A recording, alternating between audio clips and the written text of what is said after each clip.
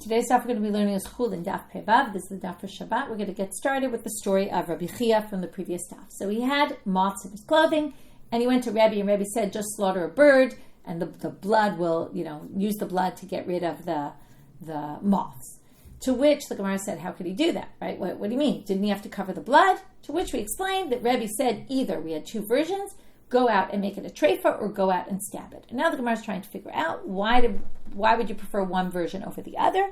So we tried to say the one who says say trof, why didn't we say say nechor? We suggested maybe it's because shchita there's no shchita la'of min Torah, and nechira, it actually is the way to slaughter it properly, and then you would be obligated in kisoy hadam. However, we rejected that because we said in the Braita, we saw the Rebbe says kasher tziviticha means that nitztaveh Moshe ala veshet v'ala kaneh, that it is by Torah law. So the Gemara answers in the end. Here we're going to explain it. Really, he could have said say nechor. The reason why he said say trof is lo mebaya kamra. Lo mebaya means he really meant both. Okay, you could either do stabbing it or make it a treifa, but he specifically said the one that was a bigger chidush. It wasn't as obvious. Lo mebaya say nechor delav shchita yikla. You don't even need to say say nechor, which isn't even shchita. Aval say trof im shchita sheina ruya shma shchita v'libai kisoy.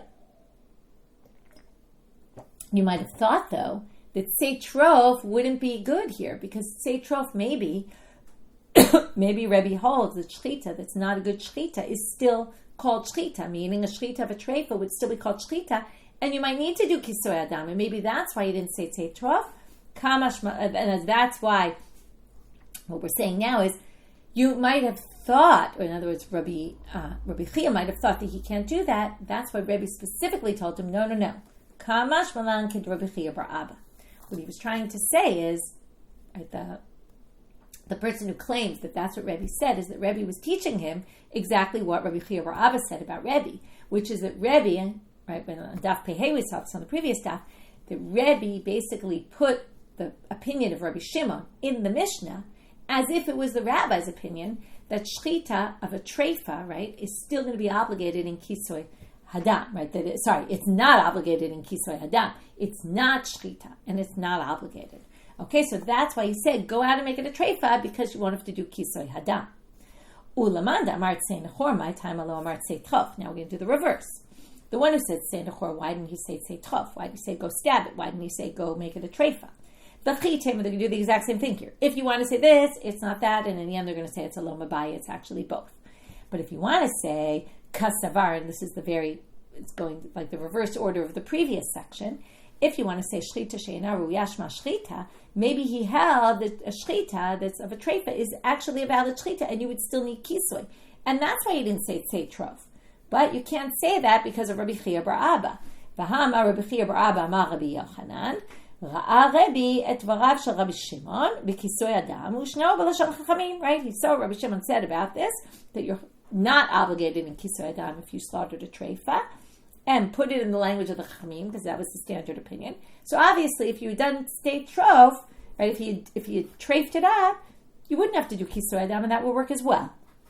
So that's not a good answer. So in the end, they're going to say lo mebaya kamar. It's a lo mebaya structure, meaning you don't need this, but even this one. Lo mebayet say trof d'shchita she'ena ruya lo shma shchita, and that's obvious to everyone because that was pretty clear from Rabbi Chia bar Abba. That, of course, right now in the previous we just said that was the big chidush. Here we're saying no. Everybody knows that it's not shchita. Aval say nechor, you might have thought, exact reverse order of the previous. Ein shchita la'of min haTorah u'nechirato zo shchitato libai kisui. You might have thought though that maybe Rebbe holds that shchita of a bird is not by Torah law, it's only rabbinic. Kamash malan kasher tziviticha. In the end, they learned no, because it says kasher tziviticha, Moshe's referencing, right, or God's referencing in the pasuk, like Moshe was already taught about shchita of a bird. Okay, and that's why either which one would be an option according to both these versions. Now, before we finish this sugya and move on to the next Mishnah, we have a side point to deal with. And I say side point because it has nothing to do with Kisoy Hadam. It has to do with this story. Umi nafale yaniva bekitanai. How did he end up with moths in his flax? V'hama Rabin bar Abba v'amri l'amar Rabbi Avin bar Shaba misha'alu b'nei agola pasku azikim v'asvaot v'aruchot v'aramim Okay, we're now going to see one of these rabbis said that once the people in the Galut, meaning in Babylonia, made Aliyah to Eretz Yisrael, which we're going to see is not talking about in the time of Ezra or anything like that. We're talking about in this time period, in the time of Rabbi Chia and his sons. In a minute you'll see that inside. When they went on Aliyah, all these good things happened in Israel. Okay, they stopped having zikin, which are shooting stars, zvaot, which are earthquakes, ruchot, terrible winds, ramim,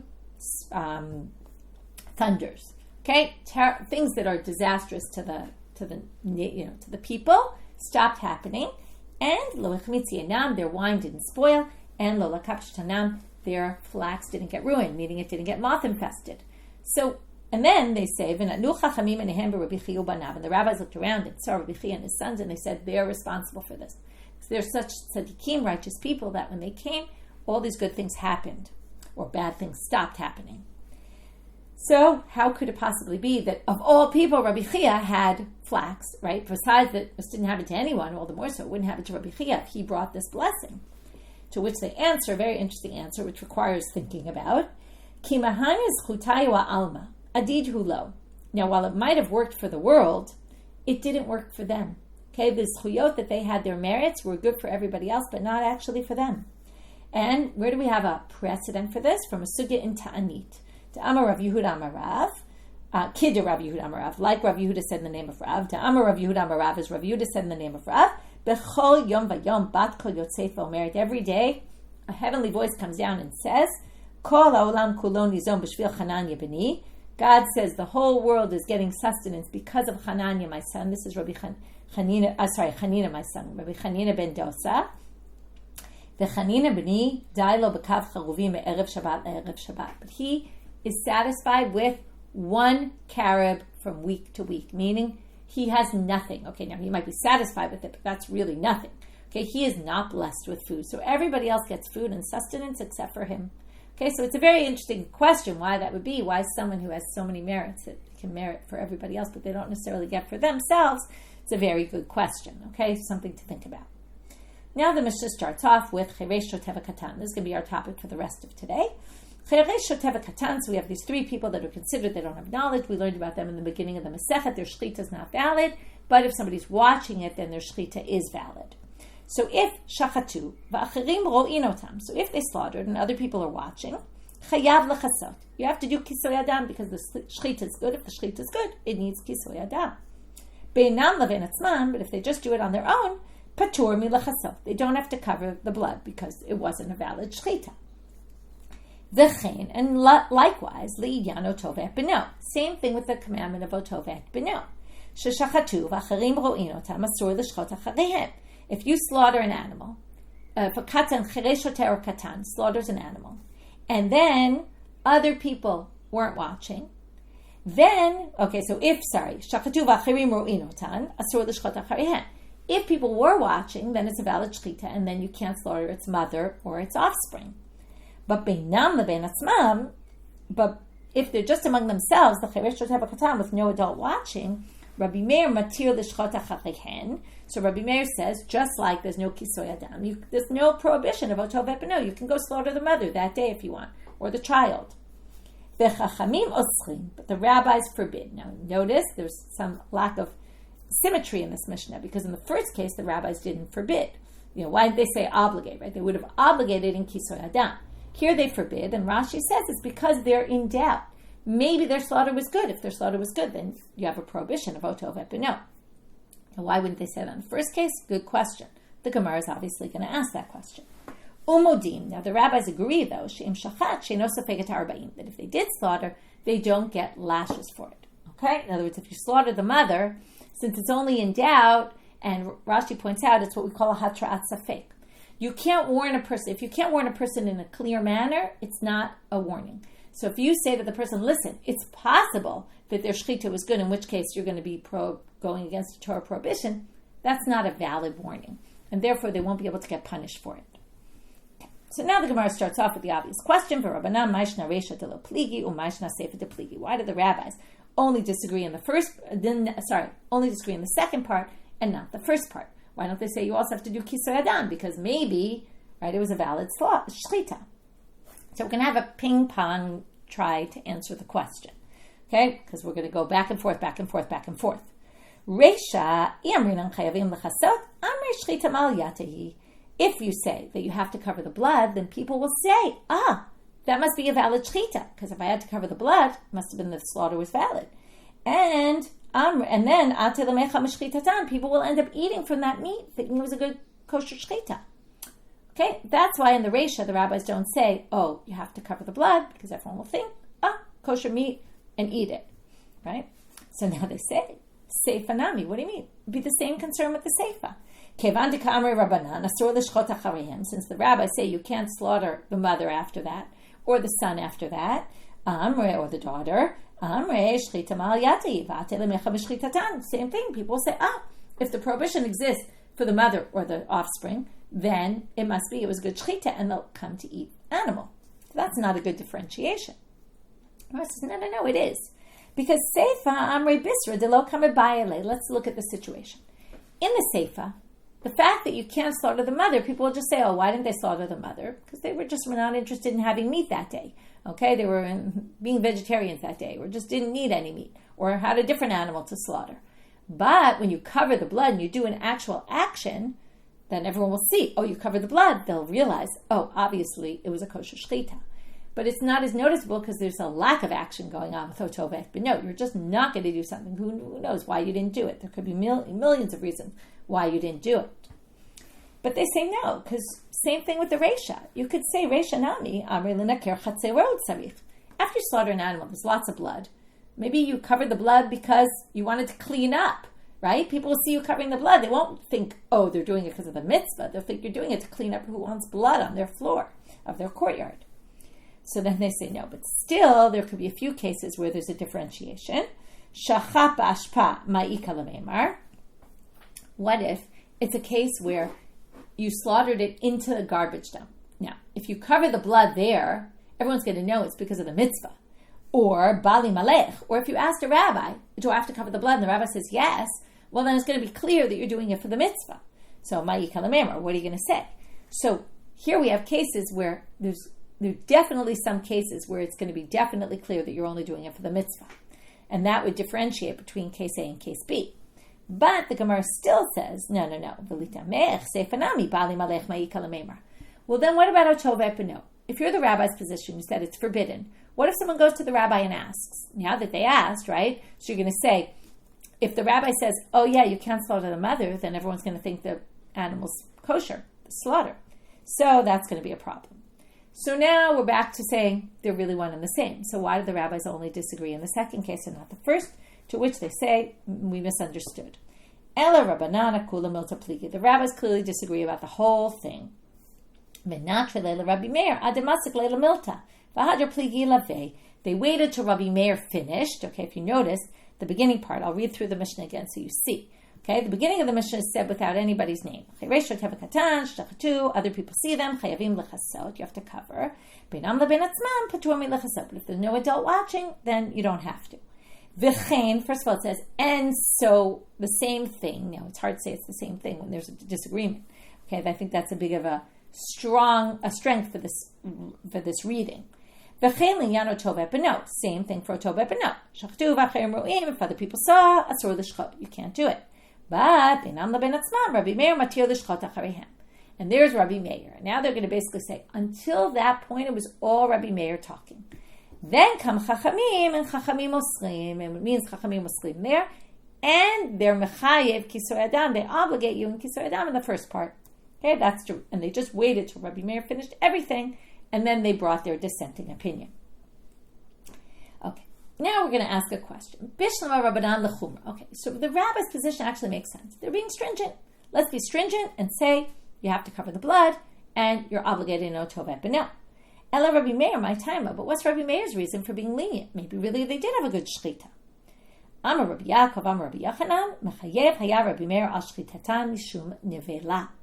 So Rabbi Yaakov says in the name of Rabbi Yochanan, okay, this is an interesting thing. Even though they're lenient in the Mishnah, and they say, no kisur adam, right? You don't need to do that. No prohibition of Otoveh B'no. It actually stems from a strict law. their stringency. They say the shchita b'cheres shota b'katan is like an avela. You're obligated if you eat it for eating not kosher food. Okay? Prohibition. Okay? You violated a prohibition by doing that. Now, my time. But why does he think this? Why was he so strict about that, right? You see here, sometimes you have stringencies that lead to leniencies. The stringency, that's why it's like two sides of the same coin. If you say it's a valid shchita, then you have to do kiso adam. You have to be stringent in that. If you say it's not a valid shchita and it's not kosher, then you can't eat it, but you also don't have to cover the blood, and you also aren't obligated for a tofet. But no. So Rabbi Meir has both a chumrah and a kuluk to it. Okay, a leniency and a stringency. So now they're going to ask, what's his reason? So they say, my taima. Why is he? So we got that the reason why our Mishnah is based on the fact that he says it's nevela. But why does he say it's nevela? If a cheresh shota b'katan, maybe they did it right. So he says the following: I'm a Rabbi Ami. Ho'il u'maasehem v'rov maasehem mekukalim. Most cheshim, okay, deaf mutes, shotes, okay, where they don't have sound, not of sound mind, and katan, minors. Most of them don't know what they're doing when it comes to shchita and ruin the shchita. Okay?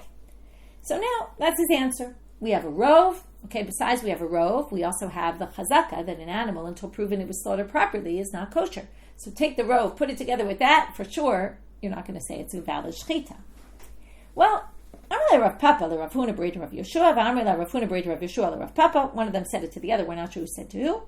My area rov, afilu miyut nami. Wait a minute. Don't you remember Dahar Rabbi Meir Chayish L'Miyuta? Rabbi Meir is the guy who takes into consideration minorities. So why did you have to say that the majority of them are messing up their slaughters? Why don't you just say even if the minority of them are doing it, it would still lead to saying not kosher? Why? In other words, if you follow majority, then you would need the majority. But Rabbi Meir follows minority, you'd say, well, if the minority do non-kosher slaughters, then you have to assume this was the minority of non-kosher slaughters. Also because we could say, smoch miyuta lechazaka v'itra laruba. If you say, majority do bad slaughters, majority do good slaughters, but remember, majority, minority of chershim, ktanim, and shotim. Now, even if you say only a minority do bad slaughters, and there's the majority against that, but still, first of all, Rabbi Meir is concerned for minority, but more so, there's a chazaka, as I said before, that animals are not kosher until proven that they were kosher, slaughtered kosher. So, right, their chazaka, their presumptive status is not kosher, because when they're alive, they're not kosher. So, why wouldn't you say that would override a rov, even if rov did a great job slaughtering? It wouldn't even help. And how do we know that this is how he holds? Because, right, so Rabbi Meir in general is choshesh from miyut, and you can add the miyut to that, and the ruba ditnan, as it says in a Mishnah. Here we're going to learn a Mishnah about a funny kind of situation, especially as a mother in the kitchen. So you have a kid, a little kid, who's sitting there in the kitchen. You walk into your kitchen, and what do you see? I left my dough to rise, and now I find my kid with his hand full of dough and the dough. Okay, so I have the dough and the kid with the hand with the dough in it. Do I have to worry that the dough is impure? Now, why would the dough be impure? Well, it depends. So, Rabbi Meir Mitaher, he says your dough is totally fine. Chachamim mitamim mipnei shedarko shel tinok l'tapeach. He says, listen, kids touch everything. We all know that. Kids go around, little kids, they touch everything. Which means the kids hang out in the garbage dump and they touch things in the garbage dump. And there's nevelas in the garbage dump which have impurity. There's dead shratzim, creatures, in the garbage dump which have. Kids are just touching everything. We assume most kids are impure. So my time at the Rebbe, so if the kids are impure and we know they touch the dough because they have dough on their hands, so the rest of the dough is going to be impure. So that explains the rabbis. So what about Rabbi Meir? Kasaval, he holds rov tinokot mitapchim u'miut e mitapchim. So he agrees that most kids touch things in garbage dumps, but minority don't. Now, if you hold by the minority, you go like this. Isazo b'cheskat ta'ara omedet, the opposite of our case. Ours was b'cheskat not kasher. This is b'cheskat kasher. And we have a minority of kids, and it's b'cheskat tahor. Until this was proven otherwise, right, there was nothing wrong with this isa. It wasn't impure. So number one, it's b'cheskat ta'ara. And we have the mi'ut that don't touch things. So samach mi'uta, turning out on mibet, samach mi'uta lechazaka be'itra laruba. Put the mi'ut together with the chazaka. And what do you have? Tahor. Minority don't touch things. The presumptive status is it's fine, it's tahor, it's pure. So let's put those together, and that should override the majority. So just like it works there to permit this, shouldn't it work in our case to say, and what we're trying to say, let's just get it clear, that if the minority are messing up their slaughters, and we already have presumptive status that it's not kosher, then that should lead us to say it's an avela. And why did Rabbi Meir have to say, or why did they explain Rabbi Meir saying, the majority mess up? Even in a minority, it would have been messed up. So they say, Imamru safek tuma l'taher, yamru safek isur lahatil. Tuma is a whole different story. Tuma is much easier to say, safek, let's be lenient. Why? Well, first of all, we have this whole thing is learned from Sota, if you remember.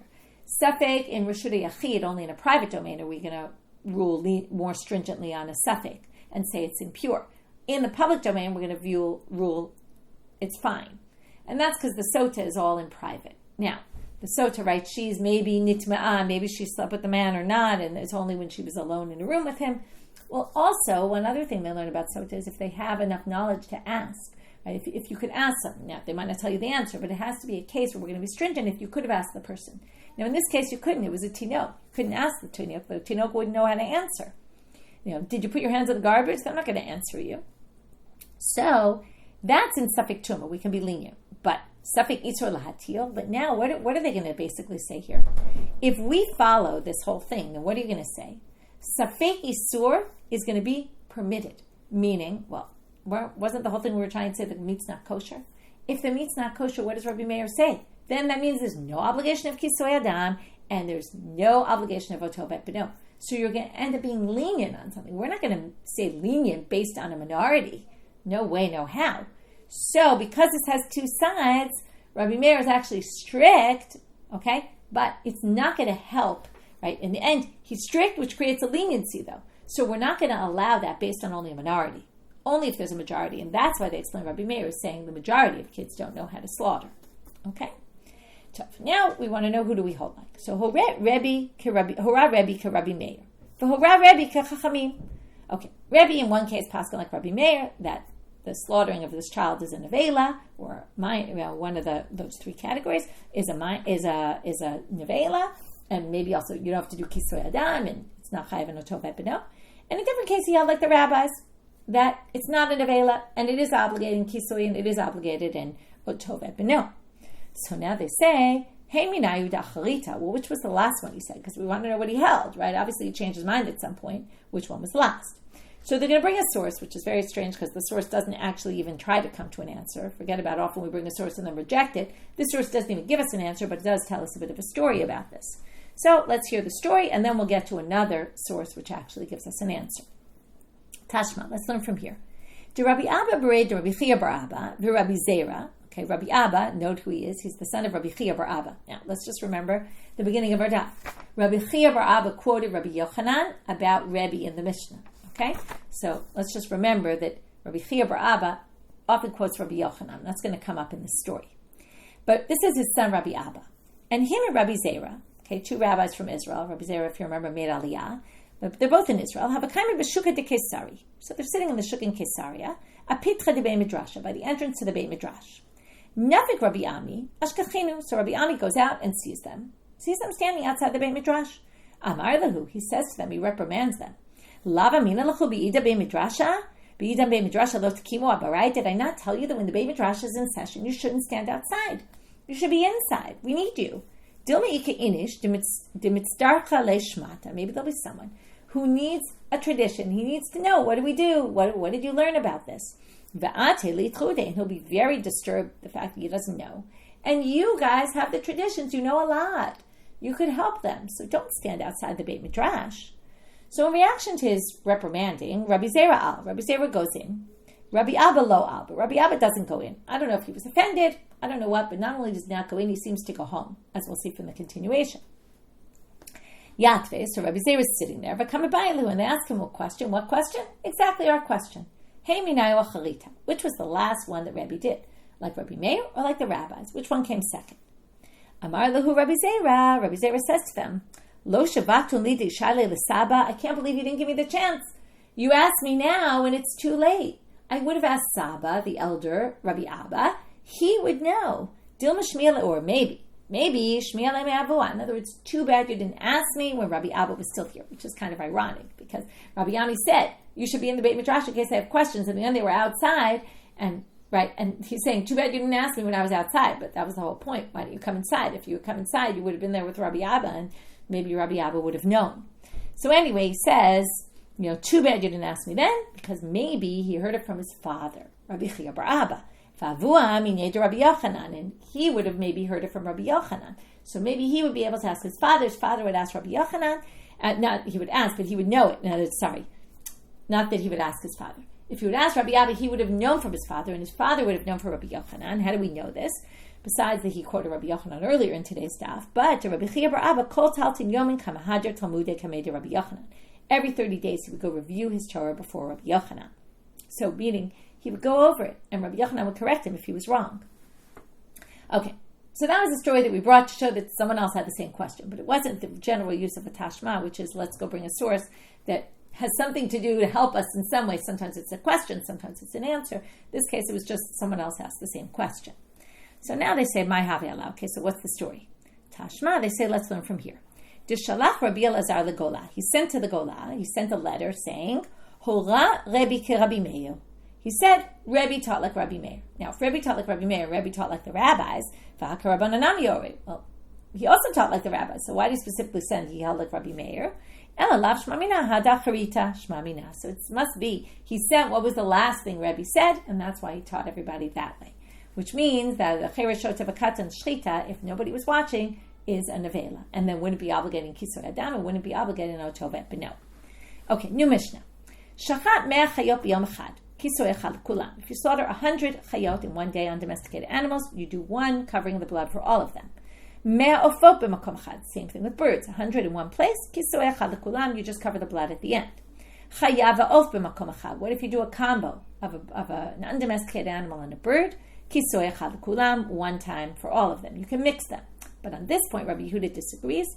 Rabbi Yehuda omer shachat chaya yichasena v'achar kach yishchot eta'of. First the chaya, cover the blood, and after you finish covering the blood, then you do the bird. You don't cover them together. So now we're going to bring a braita with the background to their debate. Tanu Rabbanan, chaya, kol mashma chaya, be'meruba, be'mu'ed. Because it just says chaya, general term, sounds like even many chayot, whether a lot, whether a few. Of, kol mashma of, okay, it sounds like, again, any bird. This is in the pasuk about kisoy adam. It says chaya, o, of. So, bird, any kind of bird, be'meruba, be'mu'ed, whether it's many, whether it's few. Mikanamru, from there we learn, shachat mea chayot b'makom echad, kisoy echad kulam. The halacha in our Mishnah, you do 100, just one kisoy at the end. Mea ofot b'makom echad, kisoy echad kulam. Now that's just telling you the halachot in the Mishnah that came from that pasuk. 100 birds in one place, one kisoy. Chaya v'of b'makom echad, if you have a chaya and an of, kisoy echad kulam, also one time to cover all of it. Here comes Rabbi Yehuda again, and now we're going to see his proof. Rabbi Yehuda omer, shachat chaya yichasena, okay, cover the undomesticated animal, then slaughter the bird. Shenemal chaya o of. It splits them with the word or means we separate them. Amru lo, they said to him, Harei omer ki nefesh kol basar damo b'nafshahu. They quote him the next pasuk, which is the soul of every flesh.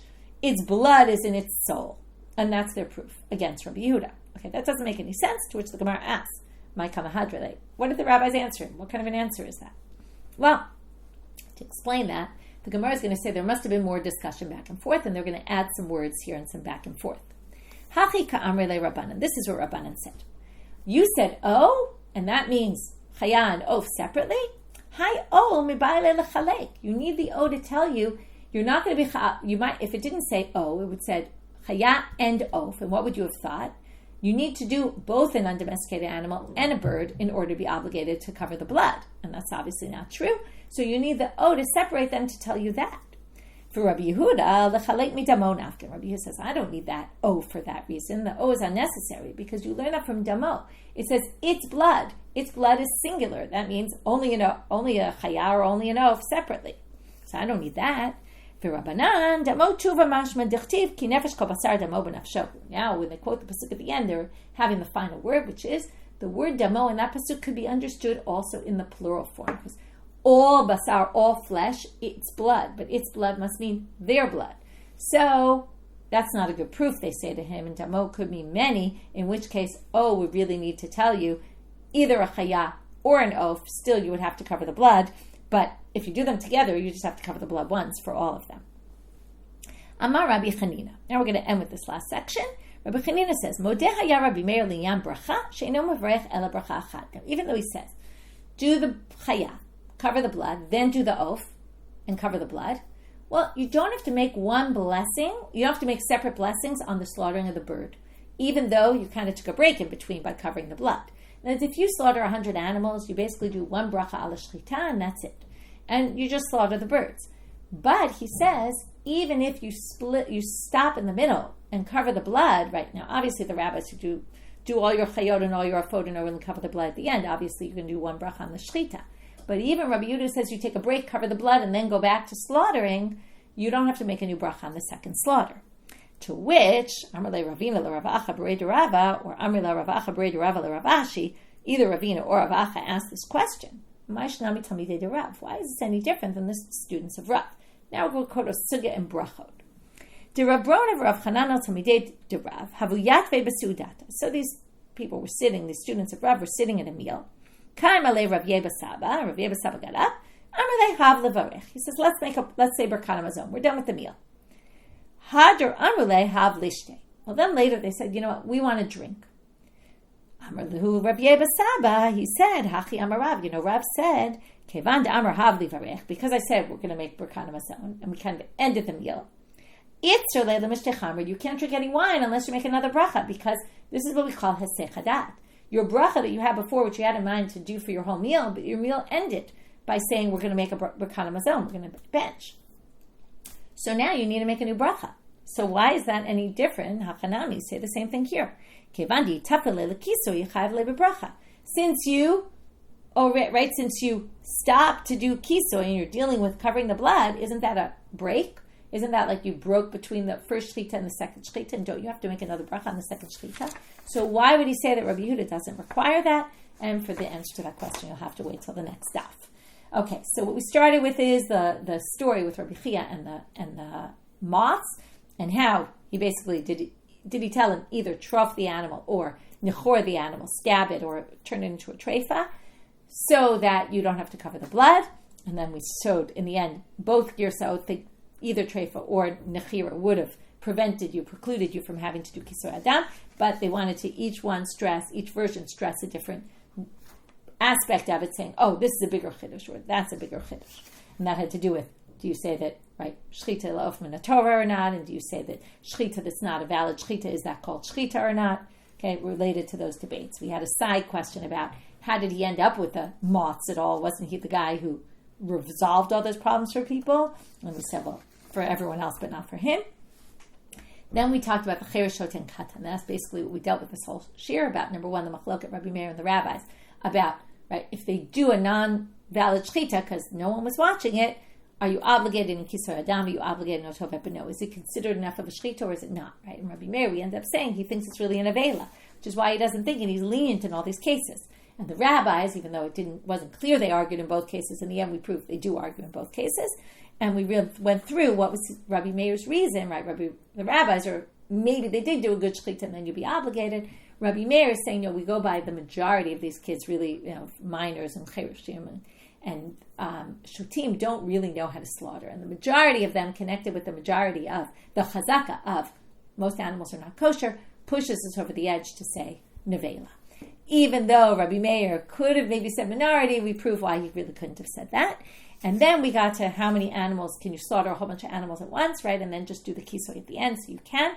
But machloket about whether you can combine an oaf and a chaya or not. And ended with this issue, even if you think you have to separate and cover the blood, you don't have to make a new blessing after that. And we're not really sure why, and that we're going to see in tomorrow's daf. Wishing everyone a Shabbat Shalom and Shavua Tov.